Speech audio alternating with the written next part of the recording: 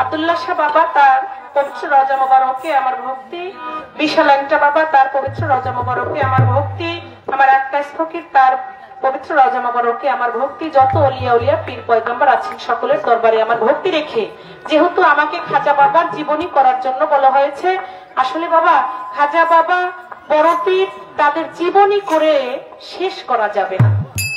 আমরা যদি এক রাত্র থেকে এক মাসও তাদের জীবনী করি, তারপরও তাদের জীবনী শেষ হবে না, কারণ তারা দুজন হচ্ছে মাদারজাত আউলিয়া, তারা দুইজনই হচ্ছেন মাদারজাত আউলিয়া। তাদের জীবনী করে শেষ করা যাবে না। তারপরও কিছু কথা আমরা গানের মধ্যে তুলে ধরবো, যে কথাগুলি থেকে আপনারা কিছু পান, কি বাবা, যে কথা থেকে আপনারা কিছু নিয়ে যাইতে পারেন, যে কথা থেকে আপনারা আপনাদের কাছে ভালো লাগবে, এমন কিছু কথা আজকে রাখার চেষ্টা করব। তার আগে আমার খাজা বাবার জীবনী থেকে একটি গান আমি করি, তারপরে দেখি তার কাছে কিছু জিজ্ঞাসা করা যায়।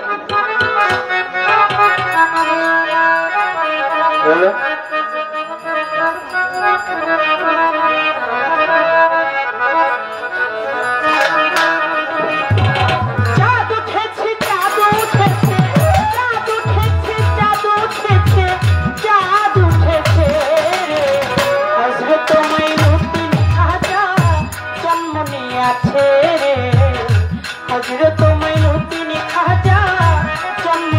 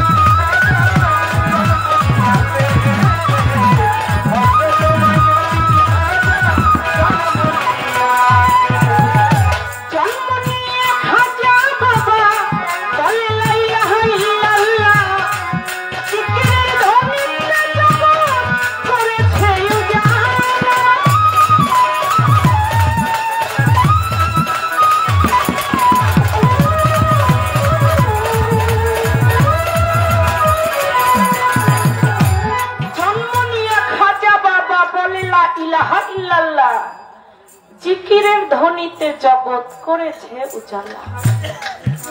বাবা খাজা বাবাই পৃথিবীতে আসার পরেই তার মুখের ধ্বনি ছিল আল্লাহর জিকির। আমার আল্লাহর নাম।